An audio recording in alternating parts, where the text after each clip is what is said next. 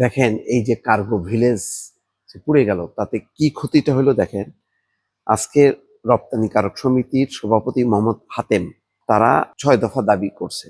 সেই দাবির পক্ষে তারা বলছেন যে এই অগ্নিকাণ্ডে শুধু আর্থিক ক্ষতিই হয়নি, দেশের ভাবমূর্তিও মারাত্মকভাবে ক্ষুণ্ণ হয়েছে।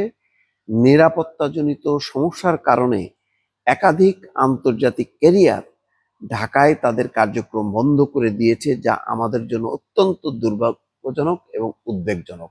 চিন্তা করেন, মানে নিরাপত্তাজনিত সমস্যার কারণে বিভিন্ন আন্তর্জাতিক ক্যারিয়ার বন্ধ করছে।